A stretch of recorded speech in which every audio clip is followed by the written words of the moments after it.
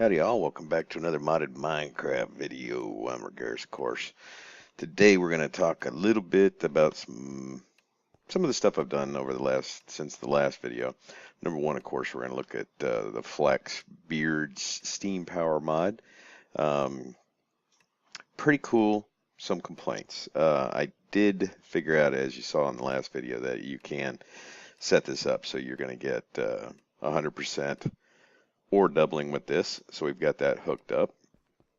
What we have right here, do I have any ore? I don't know if no, I've just got one piece, but you go mining, you put the ore in here, it's going to get pulled out, and it's going to go into this block placer back here. Over here we have a timer that, when turned on, will just start clicking. It's about a 4-second delay in between it smashing, so when it smashes, it goes in this hopper. These hopper ducks, which I really don't care for, they're really, really slow, and they seem to cause some issues, but they're going to come over here into the furnace where they're going to get cooked off, and underneath here is a transfer node that comes over here to this chest. So, or we'll go in here, get all processed, and then come out over here. We do have a flash boiler on here now. It just heats up a lot faster. It's a lot less efficient though on fuel. But here's my complaint. You can see, like right now, this is our pressure gauge. It's the only pressure gauge I have on the system because it pretty much is the same throughout the system unless you close off things. You can hook a comparator up to this gauge, which will give you, when the gauge is pegging like that, it will give you a full signal, but there's nothing you can do with it to automatically open or relieve pressure in the system. You've got to do it manually to release pressure. So the only thing you have if you're not close is the rupture disc. This will blow if the pressure is too high in the system. It'll keep your boilers from blowing up. But, like I said, there's no automatic way, so you really kind of have to keep an eye on this, which I don't dig. I'd really like a way, because what I'll do is I'll throw ore in here and then kind of wander off, do something else while it's processing, because this isn't really super, super quick. It's not an IC2 or any of the tech mods. It's a lot slower. This is kind of manual, which I'm cool with, but I really would like a way to have an automatic correction for the steam. It would be nice if there was some way to automatically bleed off some of that pressure. But one of the cool things with this mod is this little steam hammer right here, and I found kind of a bug. I don't believe this is a feature, but if we look at our transmutation tablet, if you take an enchanted book and you put it in here, it just comes out as an enchanted book, right? Doesn't have any enchants on it. There's nothing you can do. Now, if we come over here to our enchanting plus table, and see, we'll do our axe here. I want to put efficiency and unbreaking on that. So if we come over here and we find efficiency and we put it all the way up, now you can see our cost. This is our cost right here. And again, you can see this, it says books, there's only 16, even though there's 2 pylons right here, which should be, full stacks. So I don't really know what this thing is reading, but we don't want efficiency. Do we want efficiency 5? Let's just do 4. It's just an iron axe. So we'll do efficiency 4 and unbreaking 3. You can see again, it still costs us 0, but now the book is done. All right. Now I'm only guessing that's maybe because it's seeing this. Darn it! It's seeing this thing is already enchanted. Like the experience points have already been spent, so it's given to you. So that's one kind of a bug. But then if we come over here, since if we did that, we don't even need any experience for this. Okay, we're gonna put our axe in here. Now make sure when you target this, you have an anvil down here, but you'll see you have 2 kind of hit boxes. You have one around the steam hammer and you have one around the anvil. You want the one on the steam hammer, and then you put your book in there, and it starts going to town. Now you'll notice this little arrow this is your progress bar. You can't pull this out right now. You can see I can try to click it all I want, but it's not going to pull anything out. But then when this is finally done, this progress bar gets all the way up, we'll have our hammer. And we really didn't spend any experience on that. We're just using steam, the steam power. And right now it's just using reserve steam. So I mean, if we wanted to top it back off, we go over here, grab a cup of coal, just throw it in there. Like I said, it's very inefficient, but without a means of controlling that pressure, I don't want to mess with it too much. So now we have our axe, pull it out. We have efficiency 4 and a breaking 3. Pretty cool, right? That's probably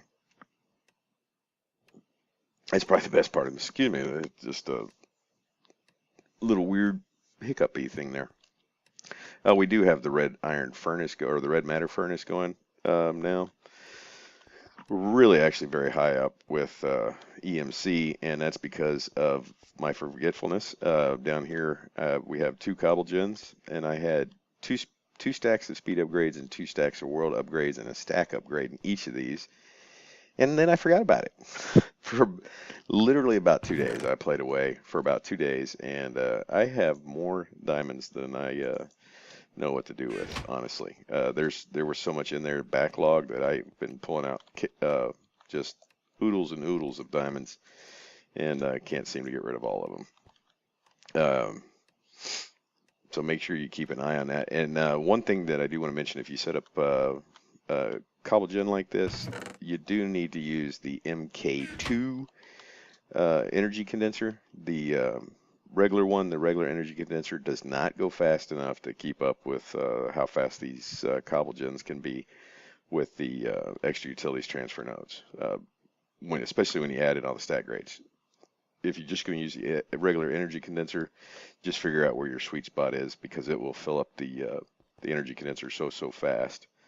The MK2 is nice because this side is for items being condensed. This is kind of like an extra inventory slot, so it doesn't fill this up, and you're always able to get more in there, and it's just a lot faster than a regular condenser. So let's slap that diamond in there. So the steam power mod, very cool. It's just lacking an ability to automate just a little. I mean, it's very tedious to make the plates and everything. It's all manual. I've tried all kinds of different redstone things. We don't have autonomous activators, so we can't interact with it. But everything is very tedious. I mean, you've got to click, and you can see it's kind of slow. So I can't even set anything up to do that for me. There's no way to auto bleed off the pressure. I've tried all kinds of different ways of redstoning this valve. It doesn't seem to turn it manual, or you have to do it manually. Is that off? That's off. So that's kind of a pain. Little change in our enchanting area, of course. We used the mana pylons from Botania, and then from our mob spawner, AFK mob spawner area, we have a ender tank coming over here to a bedrockium drum. Very easy to make with Project E. You just make one of each item and then put it in there, and then it's really easy to make. So we have the bedrockium drum here with a little over 1 million essence, which is that, what is it, 1,000, 100,000, something like that buckets. A lot of buckets of liquid XP. Then of course we have a shower right here. We can just turn on if we need it for whatever reason. But then we also can come over here. We have a little XP drain, so anything we pick up while we're out running around, we can just dump it off. It's getting a little dark out, so we'll go down and take a quick nap. Added another area down below. This is where all the lava was. I drained it all out. Was kind of getting tired of hearing the lava bubbling all the time. Change that into the bedroom, since we were running out of room kind of in this area. But if we go up top, this is where we were getting the majority. These are emeralds. These are where we're kind of getting the majority of our EMC until I made the out of control diamond cobble gen down there. These are really nice. The emeralds are worth double a diamond when you put them together. So out of these two farms, you get about 11 emeralds per harvest. With Reliquary here, with lily pads of fertility, these grow really, really fast. And with the seeds that we get each time, we get over 1,000,000 EMC per harvest of these. So those are really, really convenient. As soon as you can get up into the higher tier Magic Farm crops, better off you are as far as EMC goes. You can farm, and it's worth your while to do that. I mean, it to make the seeds, of course, it eats up a lot of EMC, but you're going to get it back quick. You're going to get it back real quick. What else did I change? I changed these over to diamond spikes, so we get the extra drops. Then of course we have the tank and everything. I do have a little AFK area over here with doors. The reason I did that is I got killed by a baby zombie. They seem to pop in here from time to time, which sucks. I lost all kinds of stuff. The only things I didn't lose were the things that don't have an EMC value, like the Tinker stuff. If it had an EMC value, it got sucked into that chest and transmuted over into iron. Then here, what we've got is our Betania Tower. Top floor, we've got just kind of our solar flowers, lunar flowers, water, just stuff that just kind of generates all the time. By itself, doesn't need fuel or anything. Well, these actually need fuel. There's water, of course, underneath here, but these are day blooms. They're solar, and then these are the nightshades, and they work at night, same way as the day blooms work during the day. I haven't done these two sides yet with the nightshades. Making flowers is kind of a pain. But then if we go down the next floor, if I cannot fall off, there we go. We've got it prepped up to do 4 of these, but right now I've got to, haven't activated it yet. I have made the portal, but I need to activate that. We'll probably do that here in just a second. These mana spreaders will not handle the amount of mana that we're producing. Let me see, up here, you can see this one's full, and there's a mana spread pulling that out and shooting it down to a pool and below, but it's just too slow to keep up with the mana this puts out, which isn't that much. And then, of course, over here, there are, 16, 18 something. I think there's 18 flowers right here, but how many are actually burning? I don't think that many. I think there's maybe one going because it will not handle transmitting that much mana around. So right now, well, of course it's full too, so we got to empty that out. But probably need to put adjust that up a little bit, and then we definitely need to get the Elven mana spreaders, and then of course we need to get the Gaia mana spreaders, which are the really good ones. But before I can do the Gaia mana spreader, I've got to do this one so I can get the stuff together. So actually, I think it's ready to go. We've already got 2 full, so we just need to click this, and this will turn it on, and that gives us our Elven portal. You'll see the mana from the pylon starts going over and kind of feeds it. So if we run over and grab, because we want a bunch of this stuff so we can kind of start making some of the higher tier items. So I need to grab, I'm going to grab a stack, about a half stack, maybe a little bit more of those. Let's do half a stack, full half stack. We'll do a full half stack here. Because we want to oh, wait. I need living. Do a stack of that. We don't need the stone. Do we need the stone? No, we don't need the stone. So we're going to do, so we're just really worried about mana spreaders right now. So we're going to toss these in here. And the way this works is I'm going to turn on my band so everything, oh no. Wow. Did I seriously just do that? No, I just lost him. Oh my God, I just lost like 50,000 EMC. Oh, that sucks. Oh.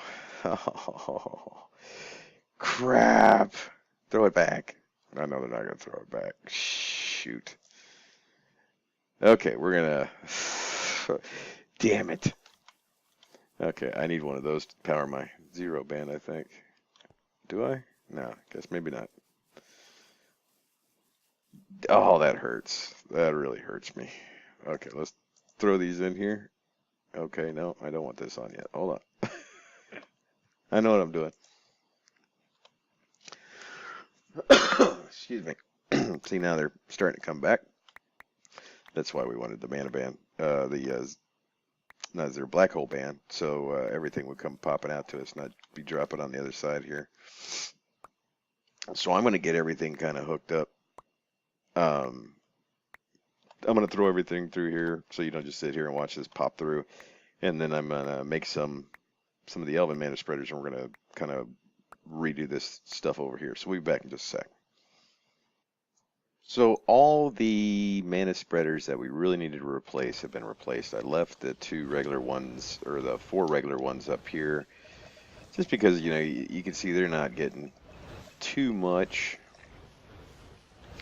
But the ones down below, it's the Elven mana spreaders are better, but they're still not as good as the Gaia mana spreaders. So we definitely need to get the Gaia mana spreaders to really be efficient. I mean, you can see it's not just totally loaded out anymore,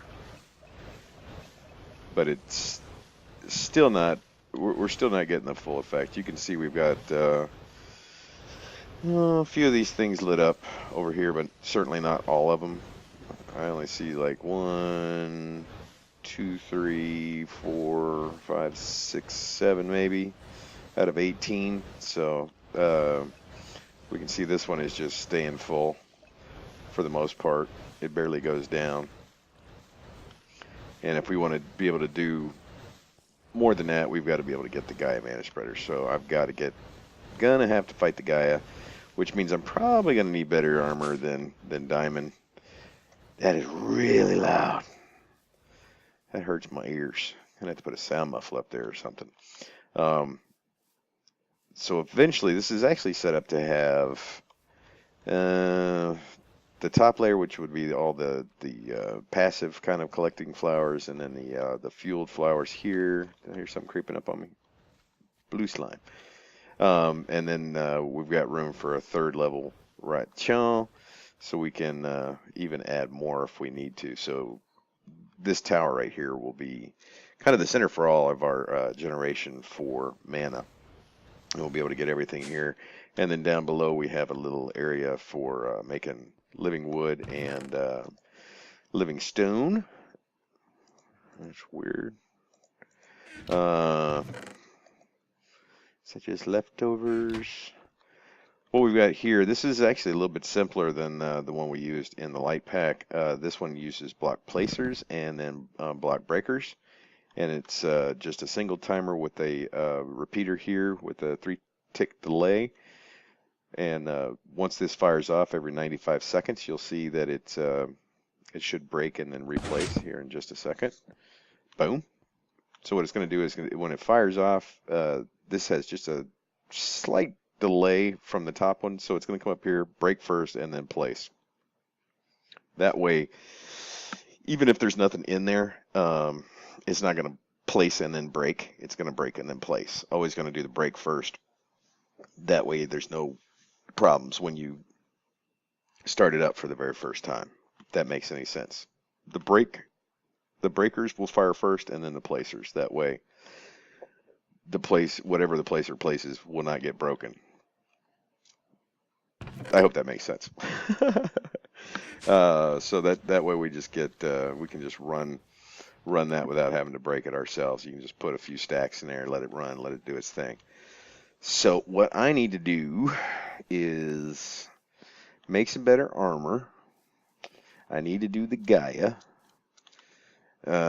Spirit. So I got to set up a place for that, which means I'm going to need the Gaia stuff. Gaia? How do we spell that? So we need the Gaia pylons for sure, and we need a beacon. Now I do have plenty of skulls, plenty. We have no mob spawning capabilities in this pack other than world mob spawners. So even with magic crops that I can get nether skulls or wither skulls,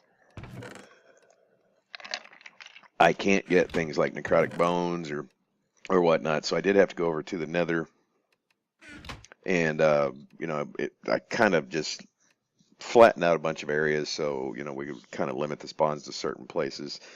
Not a ton of work, but during that time I took a cleaver with me. This one right over here. They're really slow, but they do have beheading on there, and that gives you a lot of skulls or wither skulls. That one's not 100%, but it's pretty close. So where's my skull? So I've got 28 wither skeleton skulls, and in that time I also got the 10 necrotic bones I needed to get my first stack of red heart canisters. Don't have any yellow hearts yet, so I can't do the next level of canisters. Let's see, what do we need for that anyways? Canister. We need, notch apples. Those we have. No, I'm going to have to make another 10. So I'm going to have to go back over to the nether and get more necrotic bones, it looks like. That sucks. I hate the nether. But again, like I said, there's no other way to get it. I actually have to physically go and kill them, which is okay. I mean, it gives me something to do. What I'll do is I'll make a looting version. Yeah, I'll just make a looting sword for that. Hopefully I can get better necrotic bones. And another thing I want to make before I go back to the nether is the wither charm. Charm of the wither right here. This will keep me from getting withered. So, of course, I can make the witherless rose too, but now this one's much easier.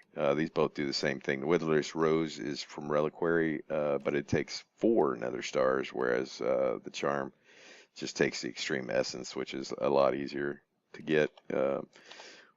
I haven't killed a wither yet, so I don't have any nether stars anyways, but yeah, we can just pull those out of the table, the essences to make the charm. And I think this one has to be in your hotbar, whereas this one just has to be in your inventory.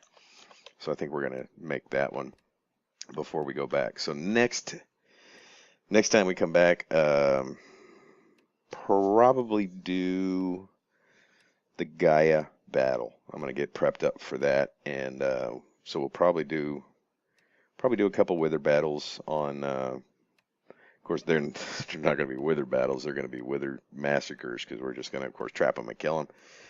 And then we'll do the Gaia battle so we can get the next level of mana spreaders that we need for the tower.